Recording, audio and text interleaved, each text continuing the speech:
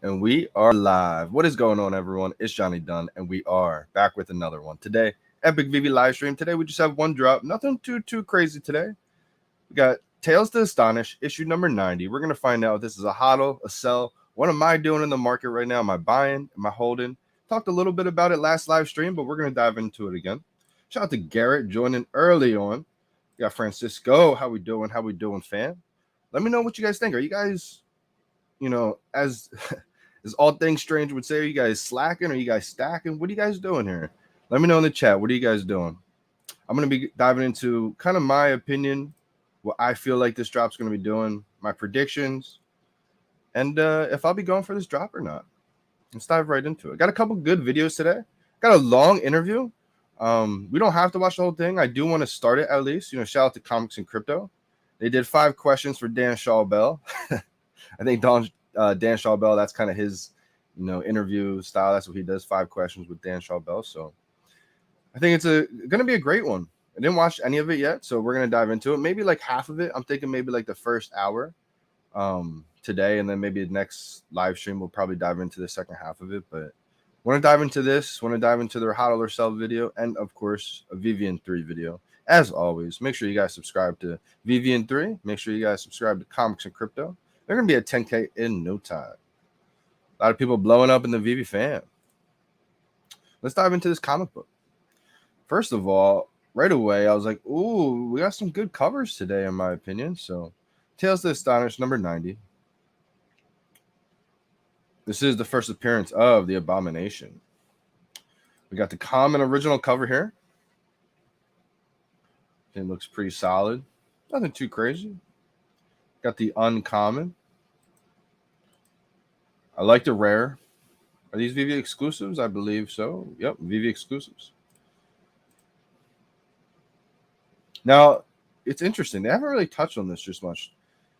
But the VeVe exclusives, it's not every comic book run, but a lot of them. Does that mean that eventually that they're going to re-release some of these other covers one day? Would that make these that came out first more valuable? The other one's an official second print, a reprint. Could be a big deal. The fans of these comics probably will want some of these covers, the VeVe exclusives, one day. I like the rare a lot, to be honest. Ultra rare. I actually may like the rare a little bit more today. Usually I'm a fan of like how the ultra rare always has that full color. I'm kind of loving the way it pops out on that white and black background today. The secret rare. I like this cover too. I don't mind this one. Back drinking a little coffee today. We got 20,000 total editions. Pretty much the standard edition run. We got 12,000 editions for the common, 4,500 for the uncommon, 2,000 for the rare, 1,000 for the ultra rare, and 500 secret rares. I think I am going to be passed on this drop. I think it's a pretty solid comic book from what I heard, from what I hear. We're going to dive into some more opinions. I think it's a pretty solid one to go for. I don't think it's a bad idea. I think for me, though, I'm just trying to save my gems. Be ready to add in some gems for a big drop or something like that if it does happen. I have no idea if we are going to get another big drop, but I feel like I've been pretty disciplined with my drops lately. I've really been only going for the drops that I really love or see extremely high value in. But I think this is a pretty solid comic book, though, in my opinion. Wouldn't be a bad idea to go for it, I don't think. Not financial advice, of course, just my opinions. Let's dive into a quick hodl or sell video from Comics and Crypto. I'm going to guess they probably do say hodl this one, but we'll see what they say. What is up, my Comics and Crypto critters, and welcome back to our 100th episode of Hodl or Sell. That's right, we have made 100th episode. Shout out to you guys. Big milestone there. 100 of these episodes and managed to not go completely insane, only partially. Today, we'll be breaking down Tales to Astonish number 90. First appearance of Harvey Birdman, attorney at law. Oh, buckle up, E-Ray. You ain't seen nothing yet. In the end, we will let you know if we plan to hodl or sell. As always, this is not financial advice, but purely for entertainment purposes only. Also, if you like this video, please make sure to subscribe, like, and hit that notification button to receive updates on all our content. This Thursday, August 25th, we are getting the Silver Age comic Tales to Astonish Harvey Birdman, Attorney at Law number 90. First appearance of Abomination. Story by Stan Lee, with art by Bill Everett and Gil Kane, and cover by Jack Kirby, Vince Coletta, and Harvey Birdman, Attorney at Law. Ah, yes, the Abomination. Admittedly, my first introduction to this character was in the 2008 Edward Norton film, The Incredible Hulk, portrayed by the fantastic Tim Roth. The movie itself felt pretty much middle of the road, but it was one of the earlier MCU films and took on a much darker tone. So who is Emil Blonsky, aka the Abomination? In the MCU, Emil is a Russian-born British Royal Marine on loan to the United States military. He volunteered to be a subject in a highly experimental test to create a super soldier who can fight and capture the Hulk. Man, this is all leading up to get the Hulk drop of a comic and a physical or a digital like collectible version. If we get the collectible version of Hulk FA and then the actual FA Hulk comic book, whoo! I think prices are going to run up quicker than people expect because the people that have been holding out with a lot of gems in their account are going to go hard on that one. So prices may skyrocket fast on that one. I still think AF-15 is probably the best comic book we're going to get, unless they do like an Action Comics or like some DC Detective Comics. But even then, it's going to be rivaling AF-15. But I mean, Hulk is huge, right? Hulk, Wolverine, big time characters for sure. I'm excited if that does drop. The end result turned him into the creature we know as Abomination. In the comics, Emil Blonsky was a Yugoslavian spy that tried to sabotage military equipment, only to be blasted with high levels of gamma radiation, transforming him into the Abomination. Some of his powers include incredible strength, near invulnerability, and working as a paralegal for Harvey Birdman, Attorney at Law. He could also enter a period of suspended animation if he was severely injured, and had the ability to breathe underwater for a long period of time.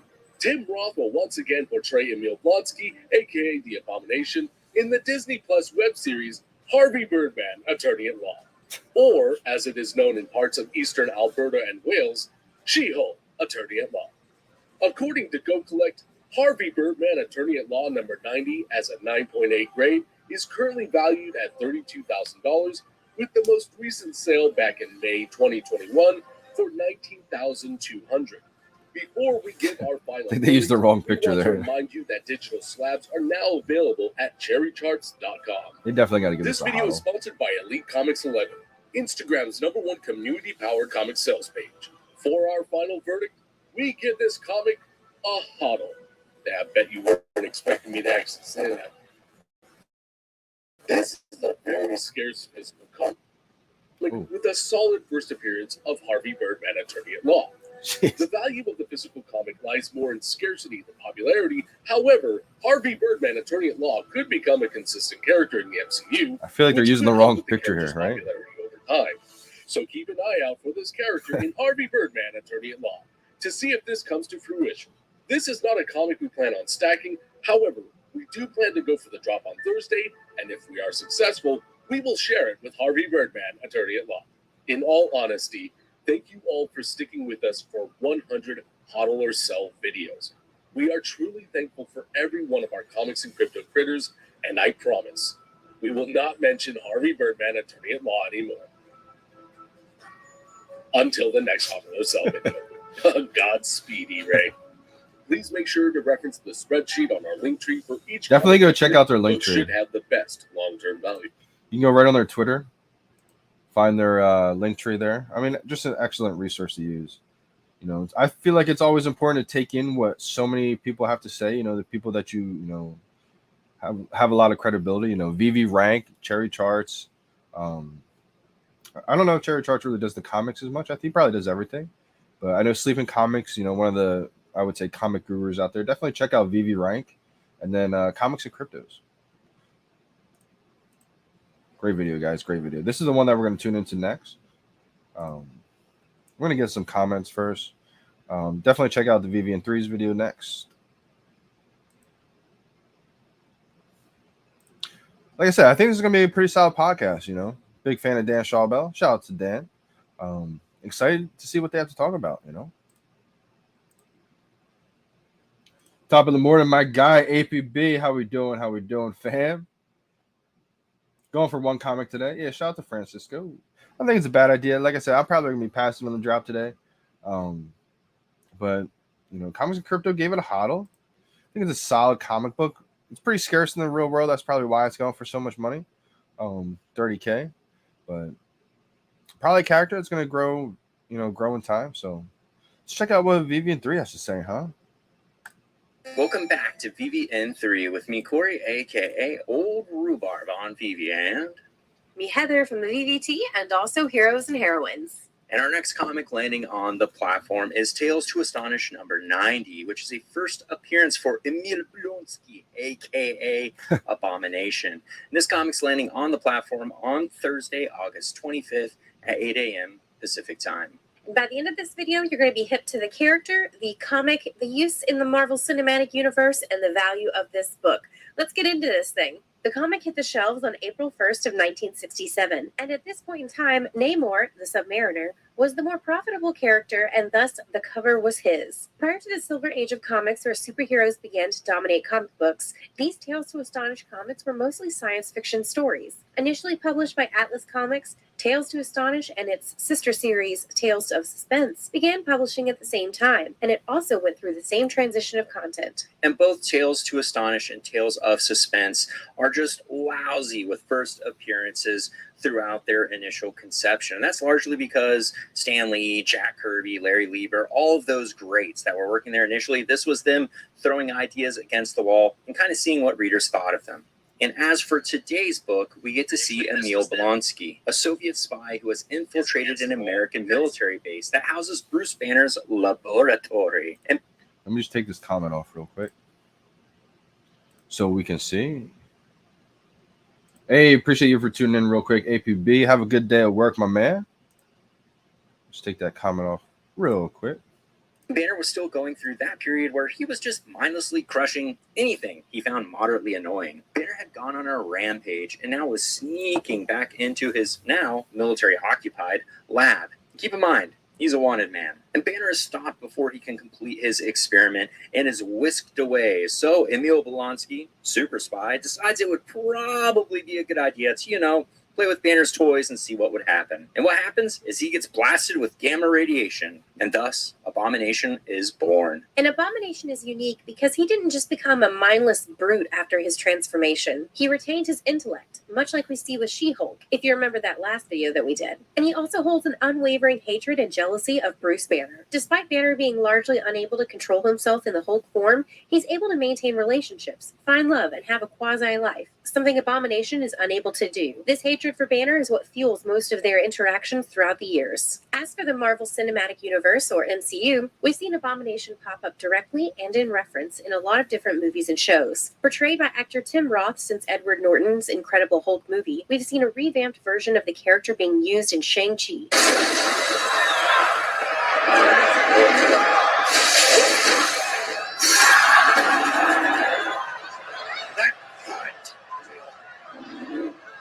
To show you how it feels.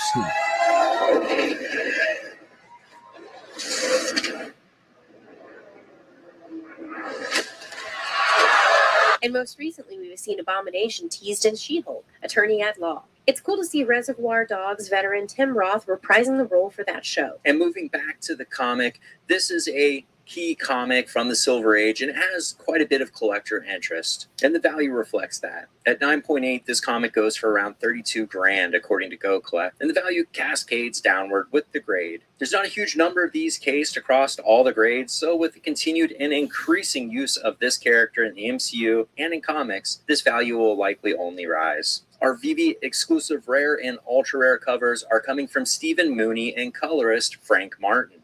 These two have styles that are very similar in tone and feeling, and I think that really paid off with a solid series of covers for this comic. All right, let's dig into the rest of these covers. First, the classic cover is minting 12,000 editions. We're suckers for this era of covers, and it's hard not to be. This like this comic cover. release is a triple marketing move by Marvel. Namor is showing up in the next Black Panther movie, and Abomination will likely make his Disney Plus She-Hulk appearance the same day this comic releases on the platform. And obviously, Hulk is featured in this comic, and he's a primary character for the She-Hulk Attorney-at-Law series already. Next, the uncommon vintage variant is minting 4,500 editions. Namor, the Submariner, is getting the color selection on this one. The blue dude flexing on him is Bra?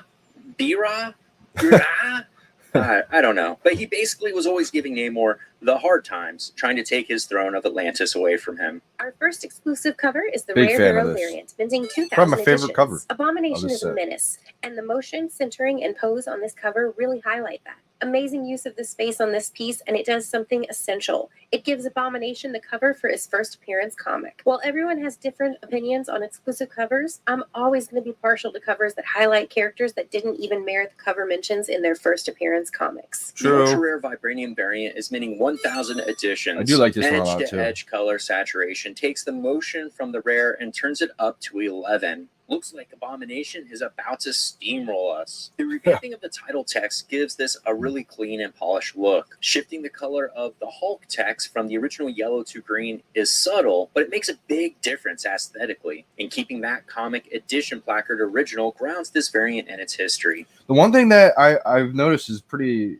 scarce is all the VeVe exclusive ultra rares. I mean, only 1,000 editions. I mean, think of that, right? How many people out there in the world are going to want to try to collect all the VeVe exclusives, especially of the big comics, right? Only 1,000 editions of them. The rares are only 2x that, 2,000 of them. Kind of interesting, right? And then when you think back of the ultra rares of some of those big time comics, like the MC1, the Fantastic Four #1, those all had, I believe, 2,200 editions for the ultra rares. Now, again, probably because they're going to be a little bit more popular, right? The big time, first comics, but only 1,000 editions. That, I mean, even the Fantastic Four #5, the ultra rare that I just picked up, I picked it up for under $200. I felt like that was a steal. Only 1,000 editions of those, so just interesting, right? I love this cover. Last, the True Believer Secret Rares minting 500 editions. I like this is one. an interior panel pull, and here's the panel it's being sourced from. We really like this panel selection because they chose one that features Abomination bodying Hulk. It highlights the key relationship Abomination has throughout his lifetime in comics. Up to this point, all Hulk resistance was via some sort of Silver Age gimmick. This was one of the first times another character was able to outclass the Hulk via brute strength. And that's a wrap for this info dump. I think we will be going for our standard either 3 or 5 per account because this is one of those historic key comics featuring a character that's getting a lot of MCU use. So for me, it's a vaulted kind of thing. I like keeping these kind of comics. And for my Rhubarb Patch family members of the channel, don't forget you have until tomorrow, the 25th, to get a comment on the giveaway video so I can get you entered into the giveaway. Winners will be announced on Saturday, and then the next week's giveaways will be announced that day as well. Until the next video, this is Corey And Heather. signing off. Great video, guys. Great video. Yeah, I think this is a solid one. I think if this one comes out pretty cheap too in the marketplace, I think it's a stackable comic, right? If it comes out like $2, $3, something crazy, I mean, Silver Age key, right? Not bad, not bad. Let me know in chat. What's your guys' opinion? Are you guys gonna be going for this drop? Some people said they're going for 1. I know Francisco said he's going for 1. Not a Grail, but pumped about this one. Yeah, shout out to Henry. That's the thing, right? Not everything's going to be a Grail type comic book or Grail type drop. Some of them are just fun. Some of them are just for the collectors. Shout out to Garrett. How we doing? Jay Dizzle.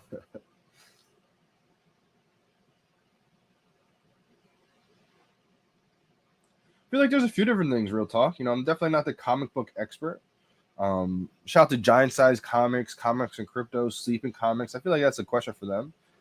I think Giant Size Comics even might have just put out a video touching on this, actually. So I would actually go watch some of his videos, Giant Size Comics. I think a few different things, you know. I think how popular the character is, speculation of if they're going to grow in the MCU, how scarce the book is. You know, I feel like there's a few different things. Let me try to bring up another tab real quick. Point you directly to the video. I'm pretty sure I remember watching something Really just on this.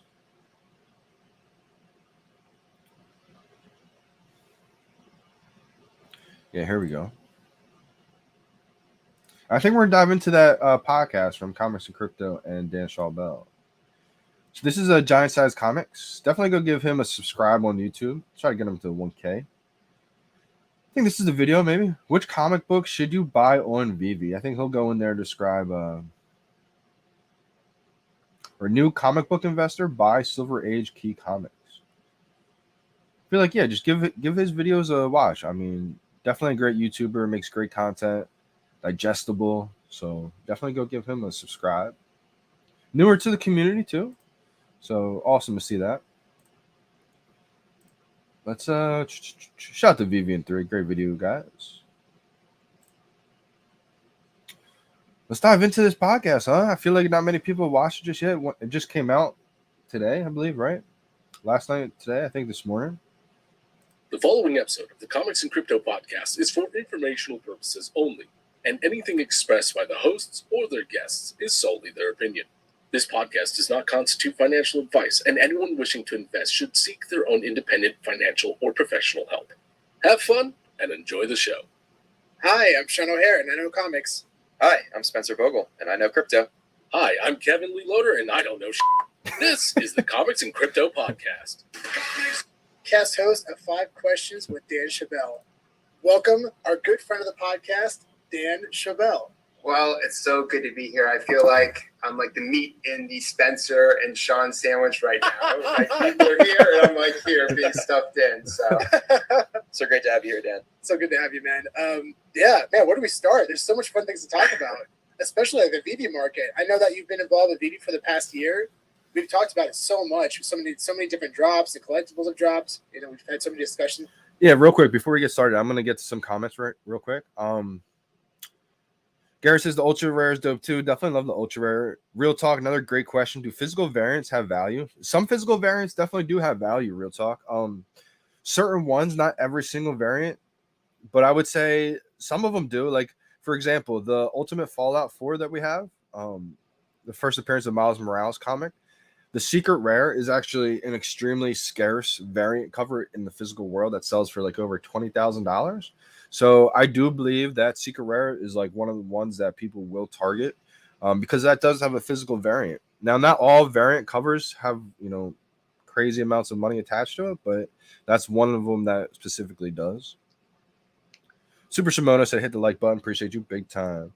Mary says, you think this will be selling under retail? It seems that's the norm lately. In a normal market with a positive market sentiment, this probably wouldn't. But because things are so, there's a lot of fear in the market right now. Fear is at like an all-time high.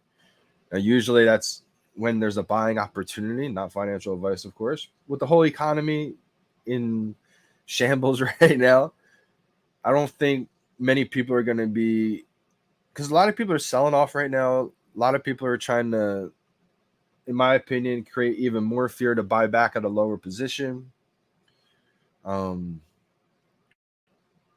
There's a chance that this does come out above retail and maybe just float around there. I think it's still going to dip down just because the buying pressure is not high right now. But I do think this is a solid one. If you got a lot of extra gems, could be a solid comic. It's another Silver Age key. Solid comic to stack for the long term if you got enough. This is about the market as well. What's your current take on the market right now for VeVe? Well, I like to look high level and then more micro. So I've been doing a ton of research on like what's going on in the overall market. Of course, there's kind of a dip in the overall collectible space. It's not like VeVe is kind of unique in the fact that this dip there, this dip pretty much everywhere, you know, in comics. And in just about everything, video games and other things that we'll talk about. And I just think it's, you know, it's because of the economy. Crypto's down. Pretty much everything is down. So, you know, a lot of people will isolate one thing. You know, this collectible class is down or that, or crypto's down or this coin's down. And really it's everything has been down and been corrected. Great point right there. Just I don't want to keep stopping it the whole time. I want to play it through, but just touch on a great point. That's why I'm not worried. If it was just VeVe that was down and everything else was booming, the economy was great, then yeah, you can be concerned. But everything is down right now. The economy is not looking great. There's so much fear in the economy, in the markets. So like, it's kind of normal. And in fact, I think VeVe prices are actually doing extremely well for, everything being down so low, right? So that doesn't mean it's the end of the world. It just means we're in this kind of low period. But there's a lot to be hopeful for. I love data. In fact, my company, Workplace Intelligence, we do, about 6 or so studies per year. And I've led 62 research studies in 10 years. So I'm obsessed with data. I send stats to, Sean and everyone all the time. And some of the ones I dug up because I thought they really, really, show where the market's going, not where we are currently. The first one is the collectible and NFT market size forecast will reach $1 trillion by 2032. Yeah. And that's by the company that did that is Market Decipher. The second stat is crypto users spent 2.7 billion minting NFTs in the first half of 22 alone. And that's by a company called Nansen. And then another stat talking about the metaverse where we're all headed. Obviously, that's something that we're all hopeful for, and the NFTs hopefully will play a big role within that future metaverse, and that will transform how we work and live. Is the metaverse and entertainment market share is expected to increase by 28.92 billion between now and 2026, with a growth of 8.55%. And then the two other stats, the one I shared with Sean like 10 minutes ago, which I think is like mind blowing, is nearly 75% of retailers plan to accept cryptocurrency payments within the next 2 years. And that's a study by Deloitte, which is... A lot of you guys just saw what was going on with MasterCard, right? I think MasterCard just made a huge announcement. I have it up here, I believe. Let me just get to it real quick.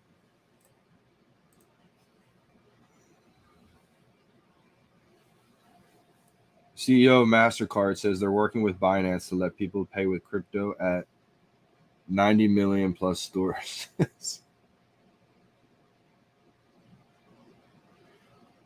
We can unlock the full potential of blockchain technology when we make it easier to access, easier to use. One way to do that is by bringing crypto to everyday purchases. Like, it's just a matter of time before this really does happen. So, like I've always said, whether we like it or not, I think it is going to be happening worldwide, and it's just the future. Like, we're just living in the very, very early days of it still, I believe. Which is one of our clients. And you've To been me, seeing a lot of that that's recently. mind blowing, right? Tiffany just had their big announcement.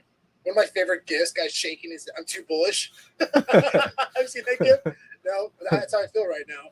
It's unbelievable. $1 trillion by 2032. And Sean and Spencer, we also look at it from a workplace context. Like, I remember sharing the study with you. We did a study with SoFi earlier this year. We found that from even a workplace context, 42% of employees would like the option to receive performance rewards in NFTs, and 36% are open and would like the option to be paid in crypto.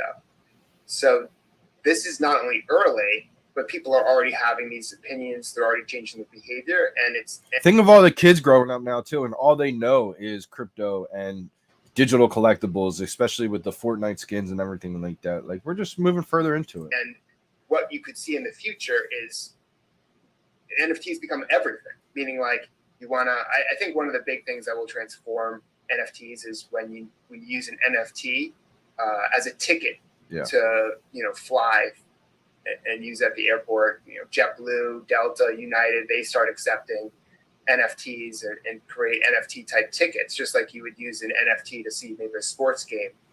I think that's going to be revolutionary, because I remember one of the reasons why I stopped using a printer was because you could do everything electronically and you no longer had to print a boarding pass. And so again, once a lot of these things, once they start using NFTs, it'll become such the norm that we won't even think about it. In fact, like, we might not even think of them as NFTs at that point, just because it's just going to be it's going to be ubiquitous. That's exactly what it is, right? I mean, even on VeVe right now, you feel that way. I sent the app to my parents. They signed up. They started buying collectibles without me even instructing them how to do it. And they're basically using cryptocurrency, and they're also buying NFTs, and they don't even realize it. And that's kind of like the future, what you just said, Dan. You nailed it. That's exactly where I see it going. So I also think that this whole branding of premium digital collectibles, even though right now people are saying NFTs, and technically that's what that is we might just revert to premium digital collectibles or digital collectibles as a whole, because it's more mainstream consumer friendly. And that's something that David and Dan knew years ago. That's how they were communicating. Nailing it. Absolutely hitting the nail on the head right there. That's why I made that video months ago, because I knew I wasn't going to get that many views, but I know it's going to age so well to where in the future I can repost that and be like, this is exactly where everybody in the community knew it was heading, right? I would put out that video saying how NFTs are just a buzzword that we use today. Eventually, we're not going to be using NFTs. It's just going to be that digital comic or that digital collectible or anything, right? That digital asset. It's just the word we use today. It's almost like websites, how everybody used to say like www or HTTP. Like nobody says that. You just say Google or whatever the website is now. It's just amazing because, like you said, VeVe was ahead of that. VeVe started calling these premium licensed digital collectibles. That's why I really took that and started to help the branding of. That's why everything you see me post now is hashtag premium licensed digital comic, premium licensed digital collectible. I got made fun of for that. It's not even an NFT, it's a digital collectible. It's like, yeah, innovators, pioneers, you get made fun of at first. If you didn't, everybody would be one, right? Visionary. VeVe is that. VeVe is a visionary company. The founders, David and Dan, they're visionaries. They do things before it becomes the norm, you know? In Asia where, there was a stigma behind NFTs. And so I think that we could just revert to kind of digital assets, digital property, digital collectibles in the future, because again, it's something that may be more obvious and friendly. And right now, I think NFTs is a little bit of a stigma because of kind of the pump and dumps, the scams and all the things that are. It's the branding of NFTs. So maybe in the future, as things get more accepted, it could be just kind of like digital property, digital assets, digital collectibles in terms of that class. And you've already seen big companies like Meta start using that terminology as well. Yep. Exactly. Instagram as well. They're both using that term, digital collectibles. We actually sent a tweet about that like a month ago, and I saw that. Like, oh my gosh, there you go.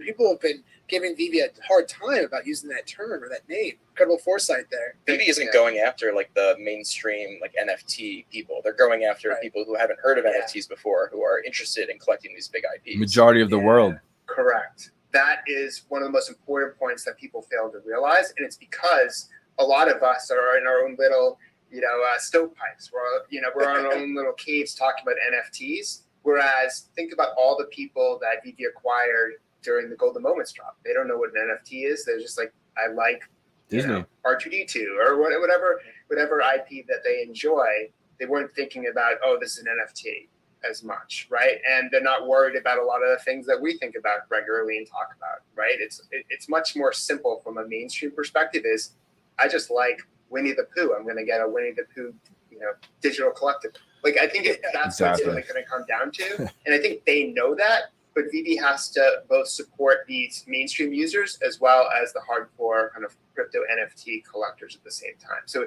it's this really difficult balance. That's why we're seeing like kind of the mint sizers are kind of all over the place and whatnot, is because it's still experimentation. How many people are active users now? Who are these active users? Who's fans of what? And then working with the licensors to make sure that, it's something that could work. And that's why some of the, drops aren't even selling out, because it's, maybe miscalculated.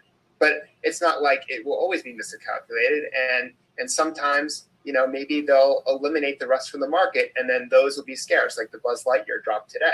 I mean, anything can happen. And that's the thing. Like, we're looking at a moment in time, but I think sometimes you have to step back and realize that the thing that's going to happen is the thing that you don't even think is going to happen. And I think that's what makes the app compelling is, who knows, in another year, you might have some people that own 100 of one collectible and they decide to burn off.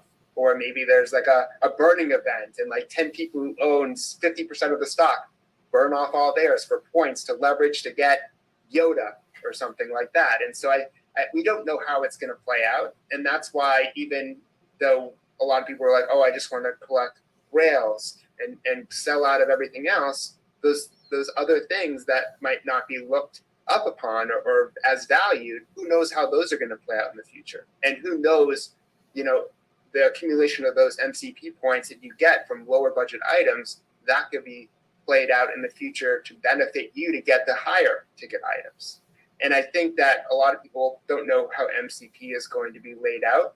Right. But the thing that we all know, and at least us three, is they're going to tweak it to make it worthwhile.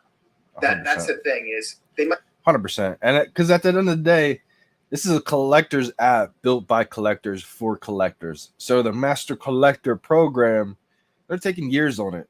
You know, they're tweaking it constantly, making sure that it's worthwhile because, you know, it's a big feature, it's a big part. And that's also why I think people have to realize too is like a lot of these key features aren't even in place yet. We're still in beta. So that's the reason why I believe that a lot of these big brands, Disney, Marvel, are not pushing and promoting them heavy right now. I've always said if they can, at any moment, like they did last November, Disney tweeted out VeVe for the first time. 200,000 plus people came on, instantly crashed the app for the whole week. How many of those people had a negative experience, right? They don't want people to come in right now to have a negative experience. So I believe once a lot of these key features are finished, that's when we could see a huge marketing push. So I think people also have to realize that. might not get it right the first time. There's already been, I think, 2 revisions, and it'll keep being tweaked. Why? Because, you know, the user base might change in the future. You know, the dynamics might change. Maybe they're giving too many points to, you know, ultra rare comics. I don't know, right? We don't know that right now. And I think that you just have to kind of believe in the process in order to navigate through it and play your own game. Good morning, fam. So more about what you were asking. So from the kind of macro level, you know, I think the sky is very bright, and I think that there's going to be a lot more investment in it, but it's still early. And so just to kind of latch on to that, I've been reaching out to a lot of the biggest corporations in the world because I'm working on an article about Web3. And a lot of people don't have named spokesperson now. They don't want to talk about what they're doing. Yeah, Besnick, 100%. I'm glad you could get it. I don't want to keep stopping it, but I'm going to get to some of these comments. Absolutely. Besnick says, why do marketing when we are in a bear market? It's better they do MCP points first. Exactly. And that's, you know, I've talked to so many people, right? And they're like, they got to market. They got to bring in new users. It's like, they have no momentum right now. Look at the economy. Look at crypto. Look at stocks. Like everything's down right now. What if we woke up and 2 million people were here the next day? I think VeVe Arcade was even saying this. Shout out to VeVe Arcade. He gets it too. If we woke up and 2 million people were on, new users were on the app tomorrow, how many of them would be out in a couple of weeks pissed off? They can't get a drop. No drop new queue system. Prices are down. There's only the drops happening right now. Like there's no MCP. We just got cash out technically like resolved again. Like there's still issues. And so they don't want to bring in all these new users for their first time seeing the app and like having a negative experience. So I'm glad a lot of you guys get it, because for a while, I think most people weren't understanding that concept and they just wanted things to go now. And it's like, listen, if they can, but they're not, there has to be a reason. Now, whether you agree or disagree, it's a good decision. That's your own opinion, but that's what I believe. They think it's just not ready yet. There will come a time when it is ready. So that's how early we are. So like my article is going to have Meta, PwC, Adobe, IBM, Cisco. And I reached out to a lot of companies, and there's just not a lot of big people in the space that are willing to speak right now. And that to me is an indicator based on my experience in Web 2.0 and like the 2007, 2008 period where, you know, it was still early. People weren't willing to talk about their strategy and how they felt about the, you know, the landscape and the innovations that they're doing. So to me, that means that signals early, especially when companies that, especially the ones I named, are investing so much money in, yet are unwilling to talk about it yet. So VeVe specifically, I would say we're in a lull because of the state of the economy and because of just natural market adjustments and corrections. I made sure I picked up a couple of vehicles too. I do want to double back and get another Todd. Picked up another Superman. I was just thinking about it. This makes me think, you know, eventually I only have 3 DeLoreans right now. I think I want to get a 4th, maybe a 5th. To flip a couple and then to use a few for renting. Because I kept thinking like there's 15,000 or 12,000 of them. If everyone has a vehicle in the VeVe-verse and the VeVe-verse ends up being as big as we think, it's probably going to be more than 12,000 people that want to be driving around. So that's why I got a few to flip a couple. If they do go up above what they're at right now, like 160, I think they're at. That's what my vision is. It's a long-term play, guys. We all know these things aren't going to happen tomorrow, next couple of months. It's going to be years away, maybe. You know, you don't really know. But nothing about the actual NFTs has changed. You know, so the one you bought 6 months ago, for the most part, again, like last year, you know, some of the tags have changed, but for the most part, nothing has changed. But I think part of the lull is also that user growth isn't catching up to the NFT mints / drop growth. So user growth is not growing fast enough to catch up to the amount of NFTs that are on VeVe. And therefore the money is being spread out more and more. To me, that tells me it's opportunity time, because eventually that'll start to even out. It's not there yet. They're giving us more NFTs than there are new users. And this reminds me, minus how the economy is right now, back in March 2021, when there is way more NFTs than there were users. People were laughing at me for buying Todd McFarlane Batmans because they said, Johnny, you're an idiot. There's 7,500 editions of this collectible. It's not scarce. There's more editions than there are people on the app. And I was like, exactly. You think it's always going to stay that way?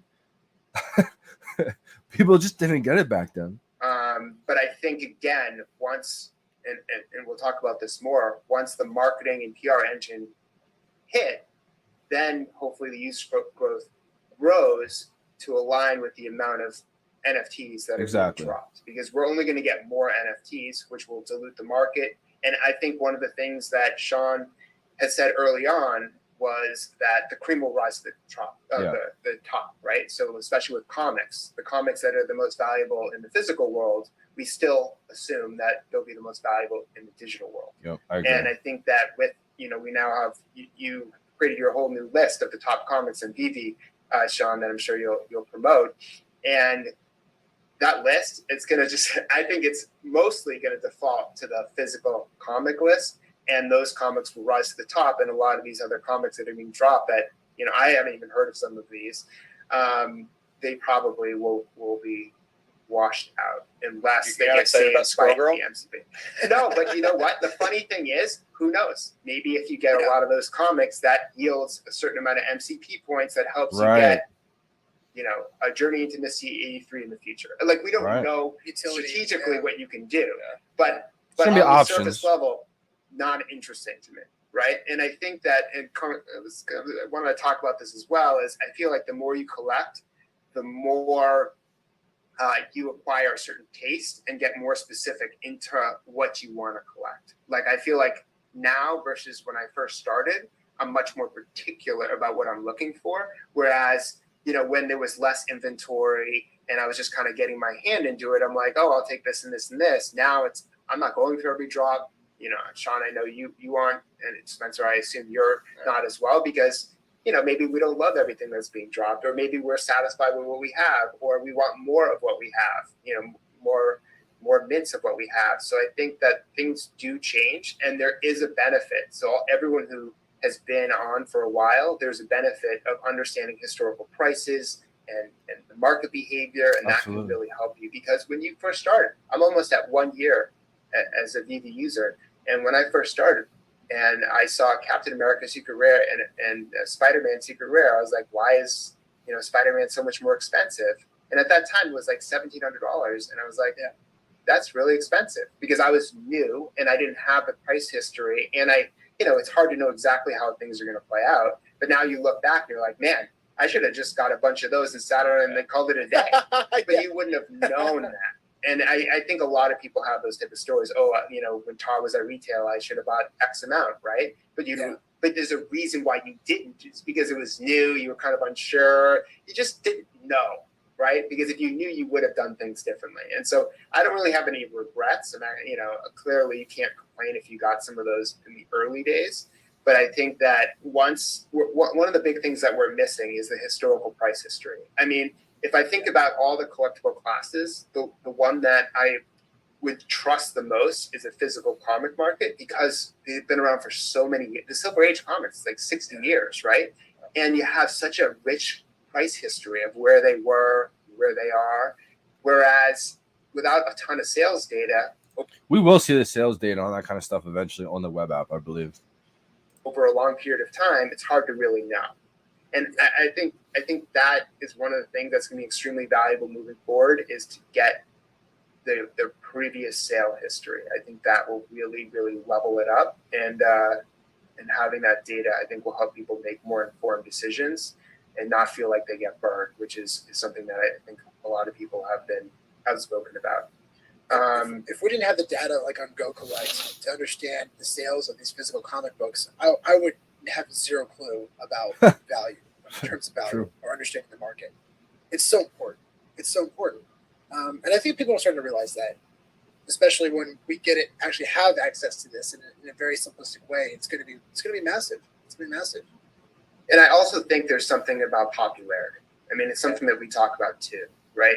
So when I think about what I buy, do other people want this? And how many people probably want this? And for the physical comic world or just other collectibles, I think living in the auctions or being part of an auction gives you a sense of what the demands are. Like I was sharing with Sean, there was a Super Mario Brothers that was bid up to over $16,000, and the average fair market value has been about $20,000 or so for that one. I think it's an 8.5 WADA A, which is very high grade, and it's the grail of video games. And this is the first Mario video game, just for context for everybody. It's the very first Super Mario first Nintendo Mario game. There you go. That's good. Exactly. And so I was looking at it, I'm like, you're watching all the bids, and there's like 40 different bids for this thing. And then I shared with Sean that it's like the guy got it for like $20 and protected it. And he wrote in like a little letter, he's like, I can't believe it's already up to $10,000. And it was I just thought that was so powerful that here's someone, and Sean's very good at this too, is he got in early and he just believed it and he set it aside. Like, could you imagine Spencer or Sean, like, as a kid, you're like, I'm going to David Hewitt as a teenager and put 2 Mario Brothers aside and not touch it. I mean, can you imagine? I mean, if everyone did it, it wouldn't be worth as much. That's the reality, right? But it's still like, it's incredible. And like maybe this next generation, and I think you guys are thinking about this too, is maybe I need to put one aside, because we learned so much over the past year of people who have held on to these for such a long period of time. They didn't know what it would be worth now, and they're reaping the rewards. Definitely do that for the AR glasses coming out for Apple. That's a good example of that. We recently released an article on Go Collect on their blog. Dan, you got a chance to read it, right? So good. Yeah, I mean, I read it before it was published, and I was pretty blown away. I think that article serves as not only education, but a reference point. So if you, Spencer, Sean, even for me, like, if anyone wants to understand the power of digital IP, I mean, you just share that article, and there's your Harvard degree once you finish it. That's awesome. Thanks. Shout out to Comics and Crypto for that article. Are there any points that stood out to you? Yeah, I think the first 3 sections. The first section I think is really powerful. When Sean told me the story before it was written in this article, because it just shows that NFTs are highly underrated. Yeah. The fact that for probably not a lot of money, you could get a Spawn Aoki NFT, and then those who owned one, and Sean had one at the Comic-Con event, would get access to a special event, not knowing that Todd McFarlane would be in attendance and you get to spend some quality special time with him. To me, that's very compelling, because it just shows you all these people that overlook the NFT and kind of look down on it, that they missed that opportunity to spend time with a top comic person of all time. And so I think of all the other opportunities that people are missing by overlooking digital assets, because they feel like there's a stigma behind it, or they think it's a joke, or there's a lack of understanding. I think people fear what they don't understand. And I think there's still such a lack of education around NFTs and digital collectibles that, people are not getting involved or turning away from it, and they're missing these top opportunities. So that to me, that was the first thing, is NFTs are underrated. That was the first message that you get from that story and that part of the article. The second one is this part about Jose, struggling, during COVID to make money. He's like a top comic person. And because he created NFTs, he made over $1 million, and that really bailed him out. And I think it kind of, not only does it show the power of NFTs in terms of creating income for people, especially artists, which is really powerful. I think that's one of the biggest upsides and saving graces as part of this new digital revolution, as new ways for artists to make money, trying to eliminate the struggling artists that we hear about, musicians and artists and all sorts of people. it can be very hard for them to break through and establish a career. And even if they have a career, as Sean pointed out, like that doesn't mean you're going to get a cut of everything that you do either. In fact, Sean has talked, and you can mention this too, Sean, you've talked to a lot of artists that get no royalties when their NFT is published too. So like there is this gap between, there's this pay gap that they suffer from, but technology can really benefit them. And I think that's what they're noticing too, is that it's a new way, and they save money on shipping and designing it in other ways as well. So it's really Also, guys, real quick, I believe I did a little interview the other day with someone from the community, Secret Rare. So I want to bring up his YouTube channel real quick. It should be coming out today, I believe. Yeah, it's called Amateur Hour. He did his first one with Sean, Comics Crypto, Ryan from the Drop, NFT Pirates, Chad. Let me get to his YouTube channel. Should be coming out today, I think. So make sure you guys go show him some love. Just wanted to mention it before I hop off real quick. Amateur Hour. Just talking with people, their VeVe journey. You can probably just type in Amateur Hour VeVe and it'll definitely come up. It'll be the second one. Posting sometime today. Awesome person in the community, making those slabs for all the comics and everything like that. He just posted like a little thing that he could do too. He does websites, I believe. So I think he just posted it out there just to show people like he's not just into the slabs. He does all kinds of like website designing and stuff like that. So good person, had a fun time on his channel. So make sure you guys look out for that. Probably only watch probably first half hour of this. Indicated a boom for the creative, the artist, moving forward. And then the third thing is NFTs are creating collectors. One of my things that I always say is, NFTs and VeVe are minting new collectors. But I would say it's not even just creating. It's not even just creating new collectors. It's bringing people back into the hobby. Yeah. And then to take it one step further is now you're more privy and see that there are other collectible classes there too. So let's say you get into VeVe because you like Spider-Man and you just collect Spider-Man. Well, on that same platform, now you're seeing stamps, you're seeing other things that you might be interested in, comic books, all these different other things, and there'll be more and more and more. And so I think that I never in a million years thought I would collect a stamp, right? And so I think that's what I got the stamps. And then you go into this rabbit hole like Sean and I have experienced, right? Like now it's like VHS tapes, it's video games, all sorts of other things. Yeah. But it took that one experience that you had on VeVe, for instance, to kind of get you back to the hobby, get excited about it, and then to meet other people who are doing it too. Like if I didn't meet both of you, if I didn't meet other people in the community, maybe it's still an interesting investment, but it's definitely not as fun because part of collecting is sharing and connecting with other people. And I think that's what a lot of people miss of being part of even this VeVe community is, I look at the NFTs and everything that's published as, content, and content is an enabler of conversation, and conversations lead to friendships and relationships. So I think that people forget about that, but that's, in my opinion, that's the most valuable output of all of this. That's such a great point, Dan. And we've met because of VeVe. And Spencer, you and I, we started this podcast with Kevin because of VeVe.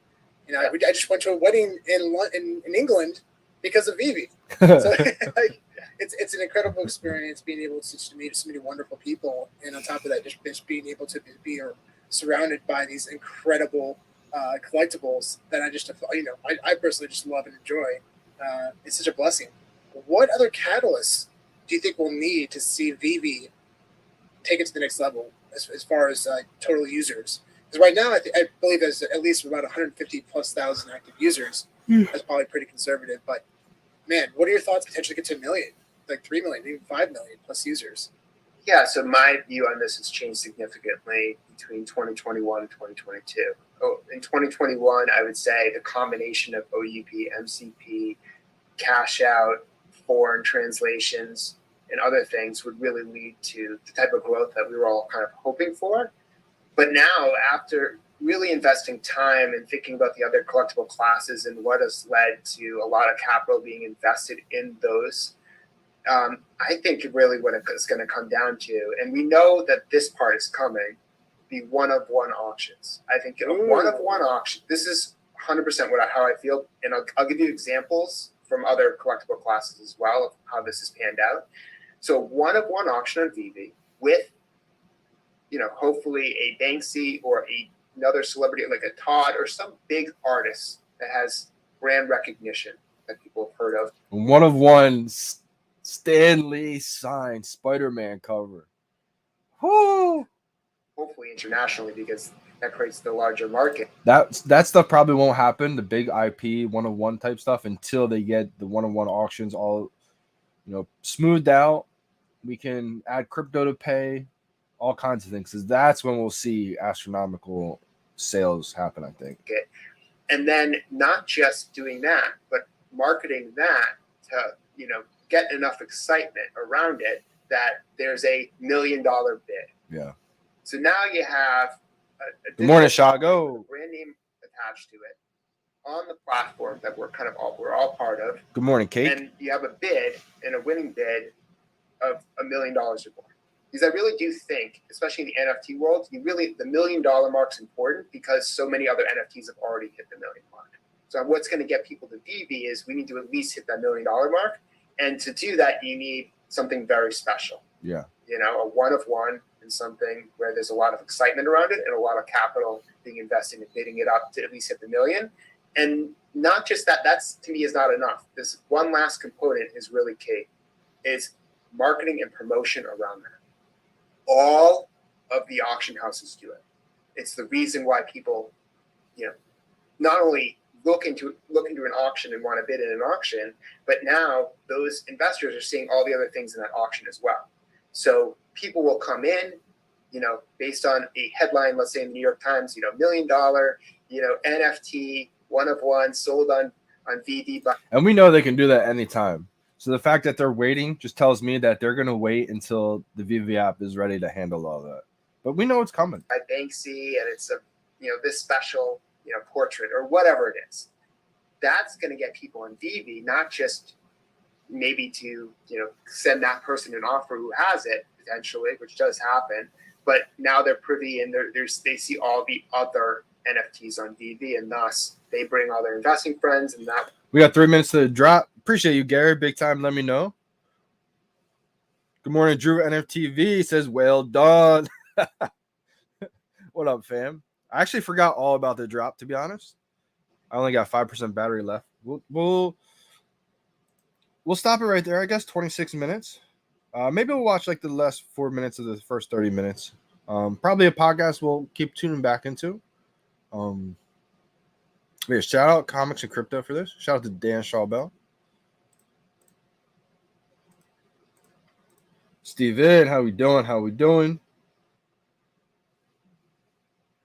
Let's get to the drop. 2 minutes to go. This one may sell out pretty fast. If we do, I'll let you guys know kind of my strategy. Most of you guys know by now, but in case there's any new users, the buy now button is going to pop up right where this timer is. Now it pops up 1 second after 0 seconds. So it'll say 0 minutes, 0 seconds. 1 second after that, the buy now pops up. That's when you click it. Now for me, if it's a big time drop, if I think it's going to sell out instantly, I try to time these drops instead of reacting to seeing buy now pop up and then clicking it. Since we know it pops up 1 second after 0, I stay in rhythm with the countdown. And probably about 5 seconds ago, I'll start counting out loud to myself, and I just try timing it. I'll do an example. I start my click slightly before the buy now pops up. That way, by the time my thumb or finger actually clicks, it should be perfect time. 6, 5, 4, 3, 2, 1, 0. Buy now. Might have been perfect timing, slightly early. That's the downside of trying to do it manually. If you try to time it, sometimes you're early. But I feel like this one could be a good one just to practice in case we do have a big drop. I mean, you want to try to get that timing down. You probably will still be able to get this drop, honestly, just reacting to buy now.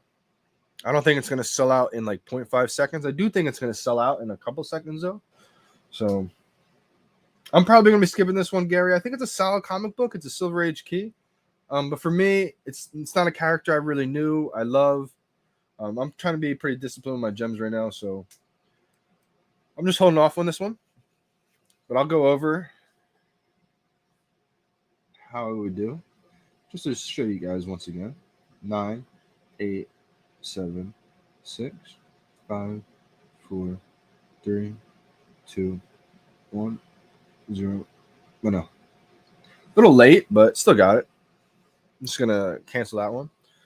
I'm going to try again in a couple seconds to see how fast it sells out. Yeah, it's still up. I think it will eventually sell out, but didn't think it was going to be like an instant sellout.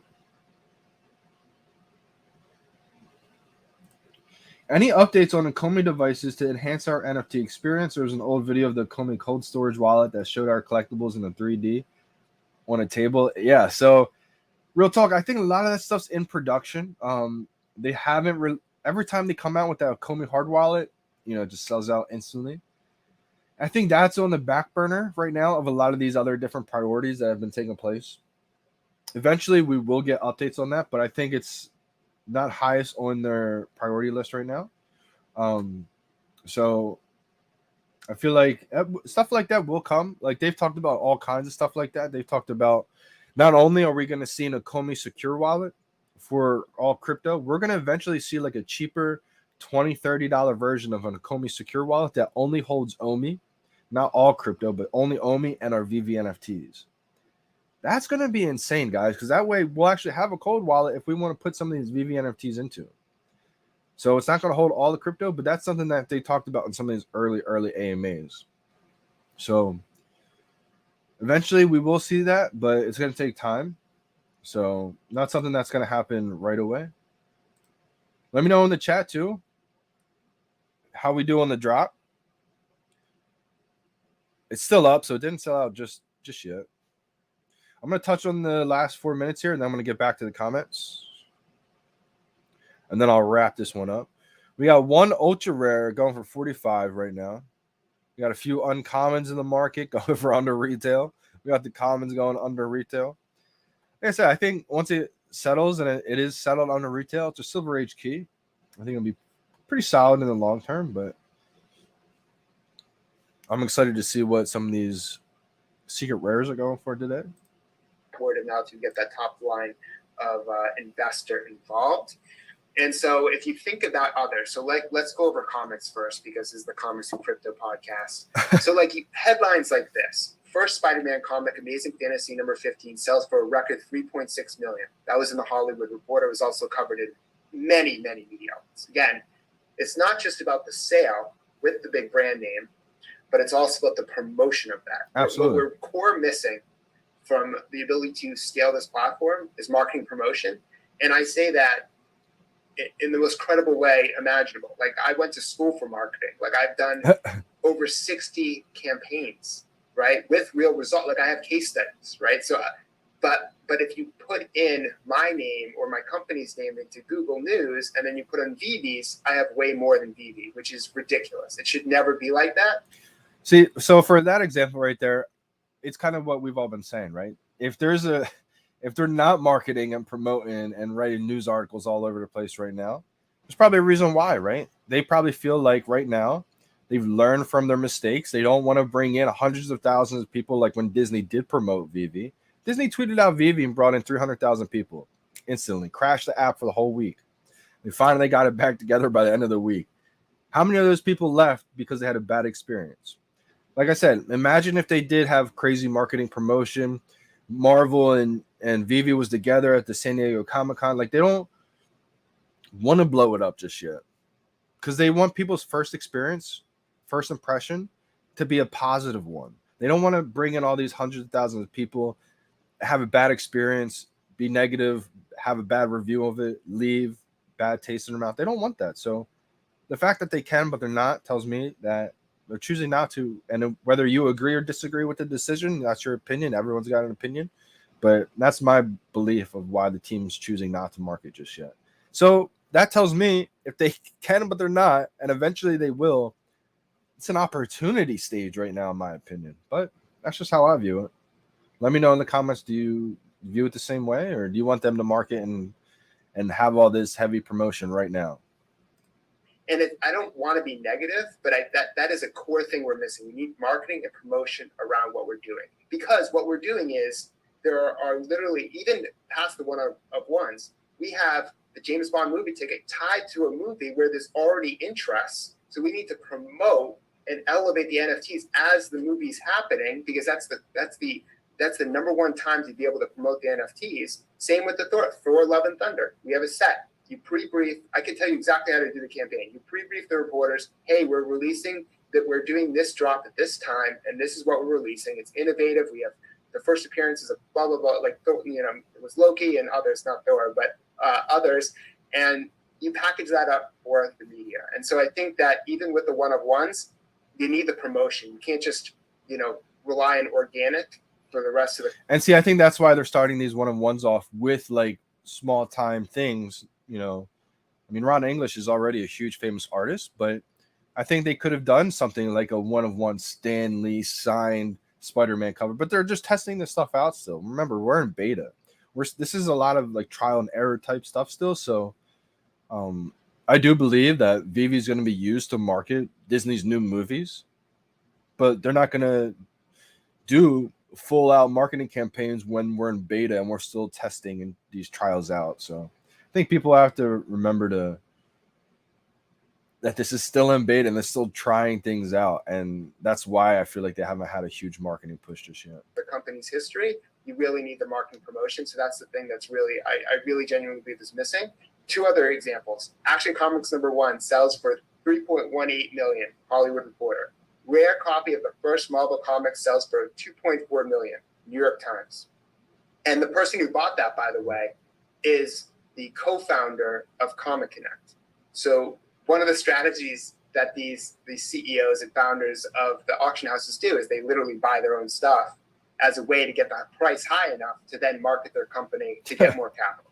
But I'm not saying that David Yu should, you know, buy his own one-on-one NFT, but this is the kind of deals you need to get people interested by showing big sales. How are you going to get really wealthy people on a platform if you're not signaling to them that the items on the platform are worth enough for them to care? Video games. You'll love these, Sean. Super Mario 64 sells for over $1.5 million, the most ever paid for a video game. Again, that headline was on CNN. Very compelling. Like, it's hard not to at least check out, you know, these video games, right? A Super Mario Brothers game sells for $2 million, another record for gaming collectibles. That's the Mario Brothers we're talking about. Like, imagine if we had those headlines right now. That'd be actually terrible for the VeVe app, because it would bring in a lot of people and they would have a negative, bad feeling about what VeVe is. So their first impression, they want people to have a positive first impression of the app. Nintendo, and that was New York Times. VHS. You know this one, Sean. And this is why VHS, in my opinion, hasn't taken off yet. It's because, you know, the biggest one that was covered was $75,000 for the Back to the Future. So it was Biff Tannen's Back to the Future tape, Topps Heritage graded VHS auction at $75,000. To me, that's like until we see like $1 million sales for VHS, like, I think it's still very in its infancy. And then for NFTs, to kind of wrap it back to VeVe, CryptoPunk NFT sells for $2.7 million. And then the rest of the headline is why these rare collectibles are resurging. And then the last one that's the massive that just came out is People sold an NFT for $69 million. And that was covered on The Verge and other media outlets. Like, this is what's going to really, really change the game, in my opinion. And I put a lot of thought into this. I'm like, why isn't this, you know, taking off the way we all kind of hoped? We thought it was going to be exponential. It's early still. By the end of this year, all this kind of things. And I really think you need this massive sale and then the promotion of that sale to really tip it to be able to get the capital invested in VeVe. And now a word from our sponsor. Awesome. Perfect time to stop right there. We'll stop it right at the sponsor. There we go. Perfect. So 30 minutes in, something that we're definitely tuned into. Make sure you guys go give this a watch. Like their video. You know, awesome content right there. Shout out to Dan Shawbell, Spencer, Sean. Killing it. What do you do for money in this world? So I do a few different things. I'm not really making too much money right now, David. That's why I did just pick up another job. I believe I start actually tomorrow morning. Friday's my first day. So picked up another job at the golf course just because I felt like right now is a huge opportunity in stocks and in crypto and VeVe, especially with Omi. So I just want to be able to get some more income and be able to capitalize on this opportunity right now. So with that being said, I don't know if I'll be able to do live streams in the mornings for every drop now. But because of that, whenever I get home, I'm just going to probably recap the drop. If I went for the drop, how it went for me, and kind of just go from that. So may switch up the timing of the live streams from now on, but it's still going to be daily, if not daily, weekly for sure. Just be a different time, pretty much. Super Rush, how we do, yeah. Crazy, right? It just shows me that there's just really not much buying pressure right now, you know. I bought 9, so wish me luck. Shout out to Simeon MJ. What up, Willow? How we doing, bro?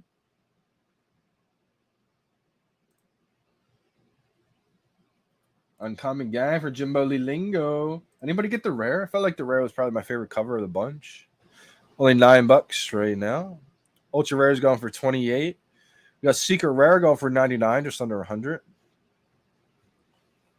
Hopefully you landed a couple good ones there, Simeon.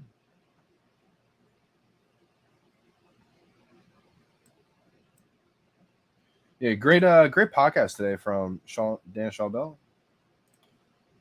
Stopped at the 30-minute mark. We'll definitely dive into that another day. Couple things here. Let me know too. Did anybody place a bid? Did anybody place a bid on the latest 101? Little Top Cat action here. Closes tomorrow. I think it does look solid. I didn't place a bid on this one. Minimum bid is, I believe, 1,500 gems. But that tells me, you know, if only 2,200 people bid on the first one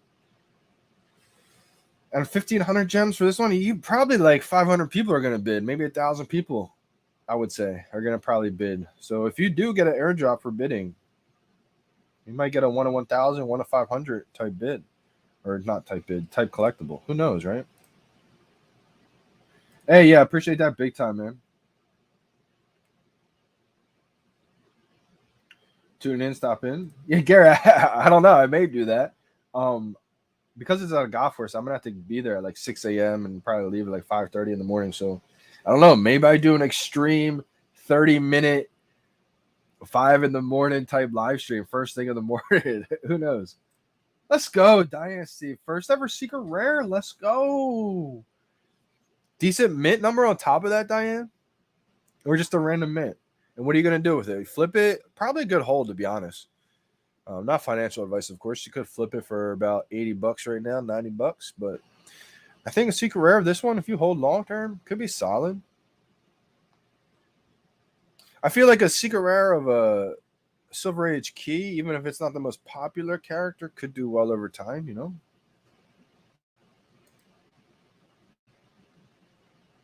Stream at golf course. Yeah, maybe. Maybe I do a little like mobile from my phone. Maybe like on lunchtime or something. I don't know. We'll see. I mean, I'm gonna get creative with it, but we'll see what happens. 4-digit, should I sell it? I feel like things are really low right now, Diane. Secret Rare is only $75 right now. So, I mean, it's up to you. You know, not financial advice. If it was for me, I'd probably just hold on to it until things do pick back up.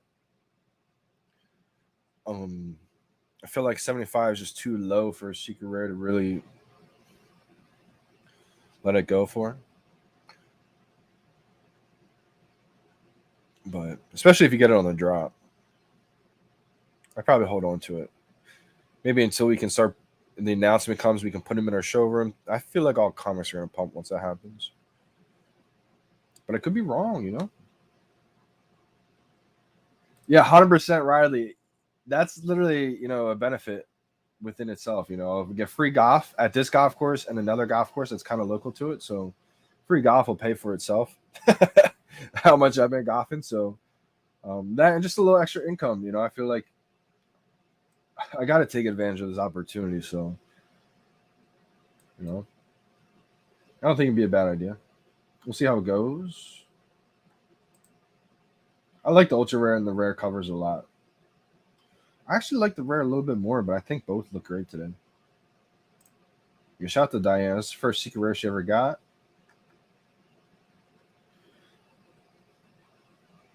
I'm signing out today. A little quick live stream. Like I said before, we will be diving into this podcast next couple of days to hear what Dan Shaw Bell and Comics Crypto has to say. You know, great people in the community. Love them both. Or I should say all three. You know, shout out to Spencer as well too. I'm signing out today. Appreciate you guys big time for tuning in. I'll definitely keep you guys updated on how the golf gig, works out over the next couple of weeks. But appreciate you guys big time. I'm signing out. It's your boy, Johnny Dunn.